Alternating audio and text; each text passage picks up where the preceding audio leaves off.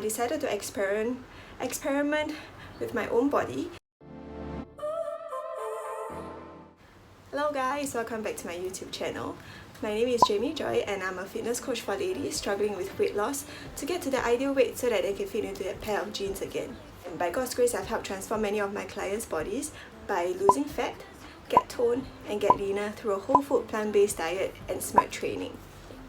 There are many studies and debates going on about training fasted or training after food, so I decided to experiment with my own body with the kind of training that I do by number 1, training after food, and number 2, training fasted.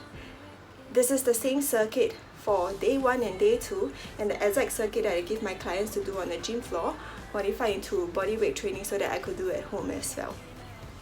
It is very cardio based because it's a circuit training, and let's see how it goes. Breakfast will be 3 red dragon fruits, and I guess you don't want to see me eating all the way, so I'll just cut the video here now. And moving on, we will play Dota while we rest and have some dates. I guess I will do a side-by-side comparison. The one on the left with the white top is training after meal, and the one on the left with the pink top is training fasted. And I definitely feel much lighter when I train fasted. You can see the speed and energy level. Definitely I feel much better on the right side. The first exercise was 30 power jacks. So it's something like a jumping jack but ending up with like a good morning / mini squat. I don't know if you can tell, but I was feeling heavier on the left, and the time taken to come up to the top is minutely longer. Moving on, we have 20 elevated glute bridges with our feet against the wall.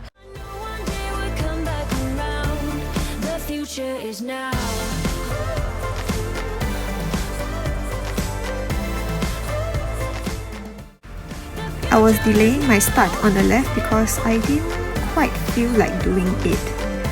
And then you see giving excuses by adjusting the hip circle. If you notice, I was also moving slightly slower on the left. By the way guys, this exercise has totally changed my glute training at home. This is like the bomb, man. My butt is on fire. If you want to feel more of your glutes and less on your lower back, put the pressure against your heels, tuck the tummy in and lift the pelvis up to the ceiling. Adding the abduction works on our glute medius and glute minimus so that when we squat, our knees will not cave in and collapse. If you couldn't tell before that I was moving slower on the left, I'm already done on the right. Granted, I started a little later on the left, but I also did another additional rep on the right. Moving on, we have 15 curtsy split squats on each leg.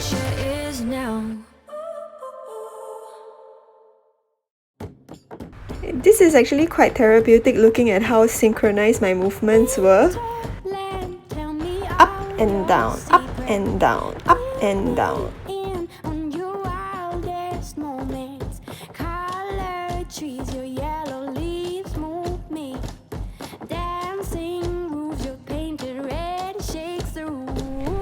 It's quite creepy, isn't it? Starting together even at a different time.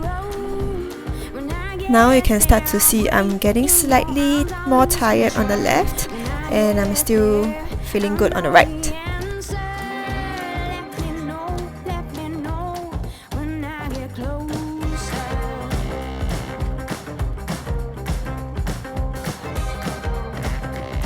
And I'm already done on the right and ending off with a nice pose.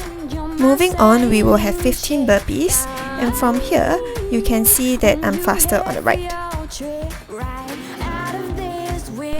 To be honest, I never really minded burpees since the beginning of time until when I did the burpees on the left. I don't know what happened, but I just didn't feel like doing the burpees at all.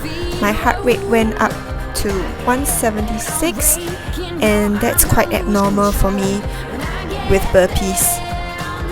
My heart rate goes up to 170-ish when I'm sprinting, but never with burpees. It's usually always like 130, 140 range.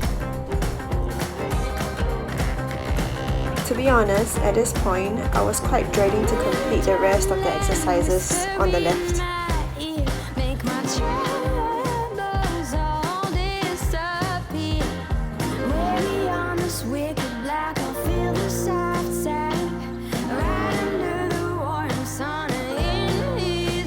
I was already done on the right and I still had some more to go on the left, but I didn't really feel like doing it at all.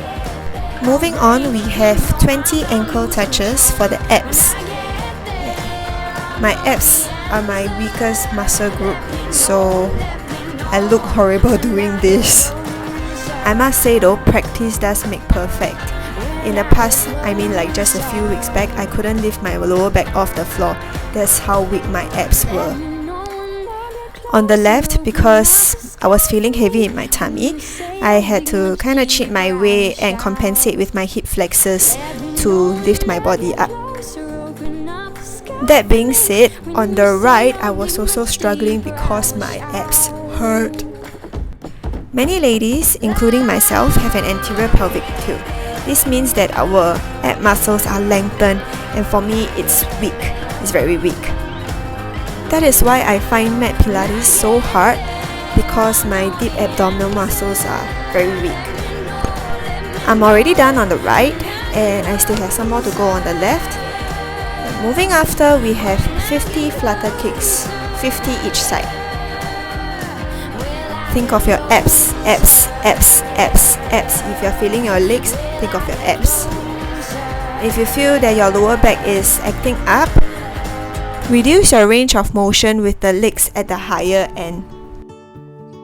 Keep your lower back pressed against the ground. If you feel your neck, think of neutral spine and neutral neck. Don't overflex or overextend your neck. See my face on the left, I was like in the brink of tears. It's okay if you cannot keep your legs fully straight.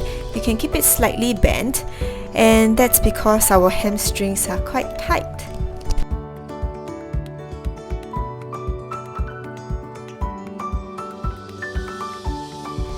I'm almost already done on the right, and I'm done. Totally done. My abs dead. In summary, I felt much better training fasted, mainly because this is very cardio based and high impact.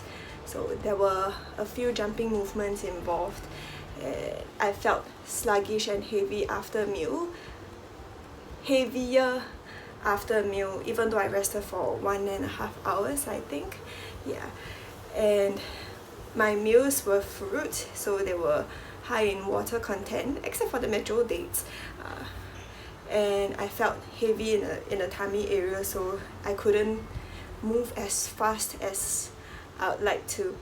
And training fasted, I felt lighter and I felt more efficient in just like moving through the motion, except for the abs part, because my abs are my weakest muscle group. That being said, for weight training and strength training, I would prefer training after food. I will do a separate video on that once the gym opens up, training fasted and training after food.